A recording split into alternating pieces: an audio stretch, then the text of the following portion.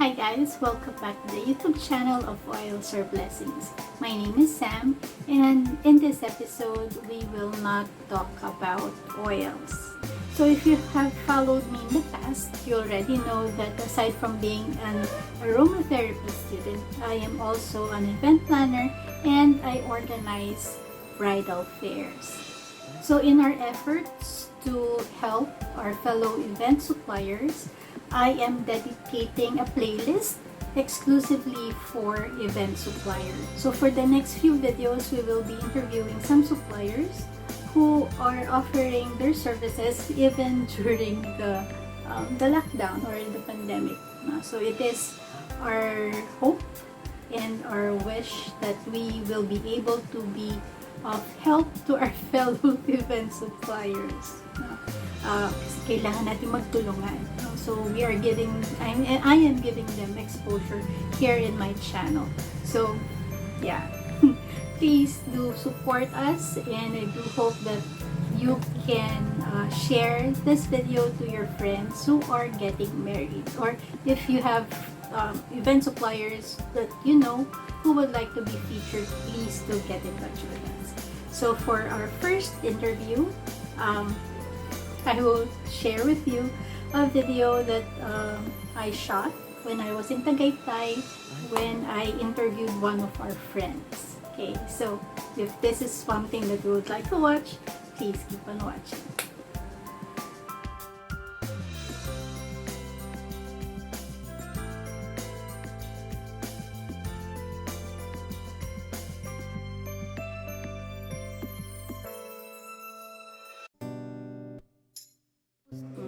Hi guys, my name is Sam, and we are here in Tagaytay to interview one of the known hosts for Tagaytay weddings.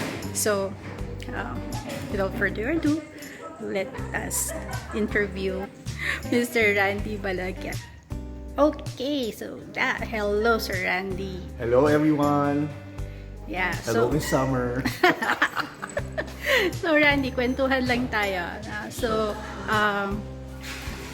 Basically, can you give us some information about yourself? Ayan. Thank you naman for having me here on your vlog. My name is Randy Balaguer. To those who still do not know me, ako po si Randy. I am an event host, a professional MC for wedding reception programs, especially. I have been doing this professionally since 2002, and I am based here in Tagaytay City. Yan, okay.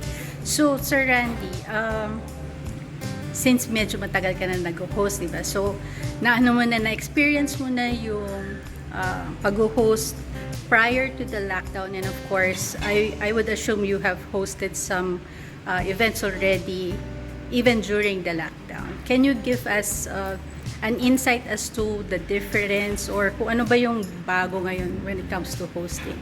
Yeah, ang nakikita kong main difference ngayon yung pagpa-facilitate ng mga games. Because of the pandemic, hindi nga tayo pwedeng masyadong magdidikit-dikit.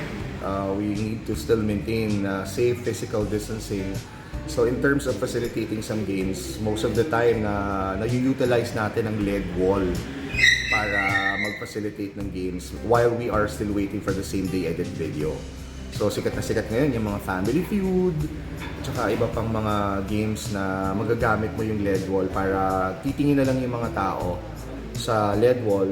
Like for example, dati kapag nag-trivia game ka or nag-name that tune ka, you will still have to approach the guests or bibigyan mo sila ng microphone. Ngayon, hindi na pwede mag-share ng mic. Dapat merong dedicated sanitized microphone ng mga guests to answer you. Ang ginagawa ko ngayon sa trivia questions pa lang while waiting for the bride and the groom to arrive, naka-display sa LED wall yung logo ko at saka yung number ko.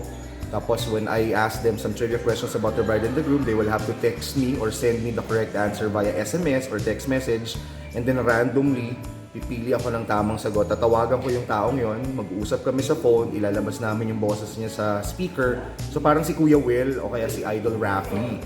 Ganon ang dating. Parang remote na remote kahit nasa isang venue lang kayo. So parang hindi kayo magdidikit-dikit, doon na kayo mag-uusap sa cellphone. Hindi siya yung unahan hindi yung unahan sila na hindi right. Hindi pa unahan. Oo. Hindi kasi kapag nag-text sila, syempre dadagsa yung text message sa phone ko nung halimbawa 50 guests. Dadagsa yung text message, randomly pipili ako ng tamang sagot. So may equal chance. Oo, may equal chance lahat. So pag sagot, halimbawa ang tanong ko, how long have they been together as boyfriend and girlfriend bago sila nagpakasal today? So sabihin nila 7 years. So ite-text na sa akin yung 7 years, randomly pipili ako ng tamang sagot, tapos tatawagan ko siya. Tapos i-speakerphone ko yung boses niya, lalabas sa microphone, lalabas sa speaker. So parang nag-uusap kami from afar, parang remote. Pero nandun din lang kami sa loob ng isang venue.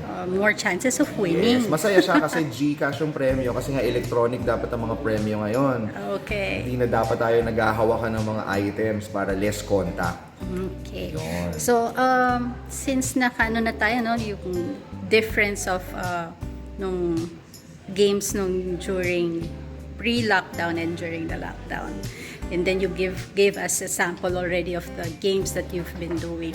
Ano naman ang mga tips mo, or I'm sorry, ano ang mga mistakes that couples commonly make when hiring event hosts? Ayan.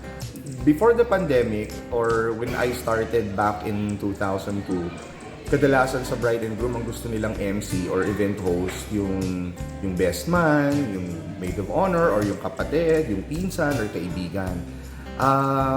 Pwede naman yon kasi personal na kakilala, yun ang advantage doon. Pero mas madali talaga at mas maganda yung kalalabasan ng program pag professional MC yung kukunin nyo. Kasi they know the ins and outs, the do's and don'ts, they know how to handle situations quickly and effectively.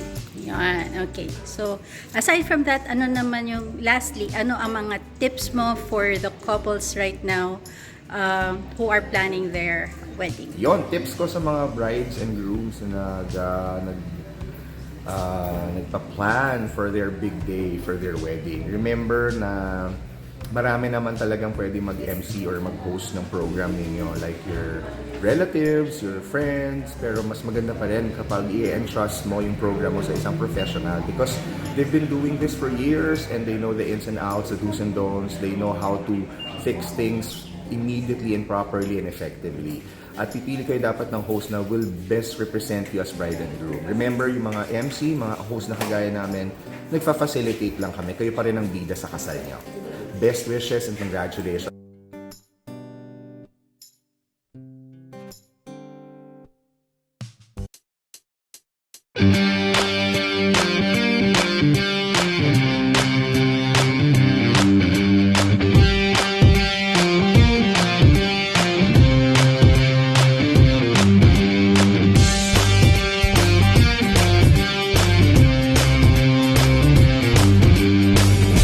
Today, I'm about to host a wedding reception program here at Aquila Crystal Palace.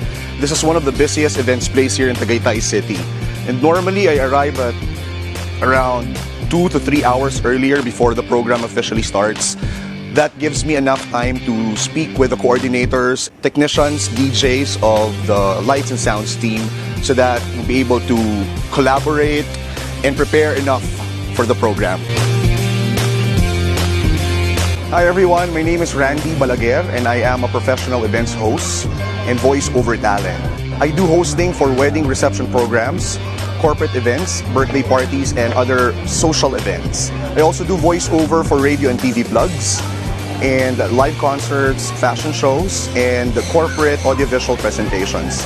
Today we're right here at Aquila Crystal Palace Events Place, here in Tagaytay City, the wedding capital of the country, and we're gonna have the wedding reception program for Jeff and Icy in a while.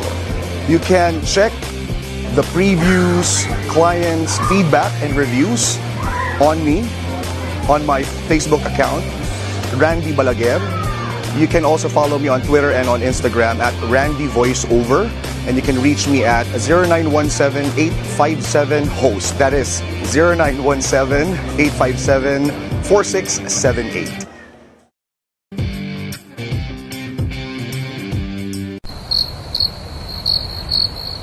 Good evening, family and friends. Tonight, we shall witness two people who will journey into a new life together as husband and wife. To love each other endlessly, to respect and trust one another faithfully, and to cherish in the fruits of whatever fate may lay before them, not only until death, for their vow is meant to last forever. This time, it's the official first dance of the couple. Ladies and gentlemen, another warm round of applause for Jeff and Icy. Baby, I'm dancing in the dark. We promise to have a short yet meaningful and memorable program for everybody, so please do not leave after the meal because it is important that all of us would watch the on-site photos and the same day edit video. Since we're talking about pictures, we know that almost everybody has a camera phone.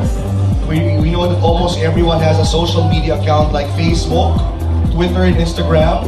A special request from the couple is post all wedding-related pictures online using the official hashtag for today. And that is hashtag I said yes to Jeff.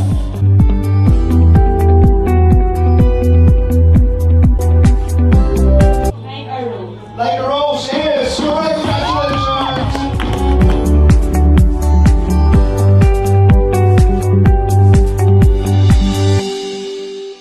Again, my name is Randy Balaguer. I am a professional MC and an event host, especially for wedding reception programs here in Tagaytay City. Please get in touch with me and let's connect online. I have an Instagram and a Twitter account at Randy Voiceover.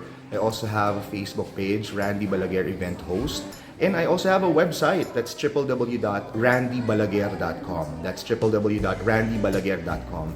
You can also reach me immediately through my Globe mobile, that's 0917-857-HOST.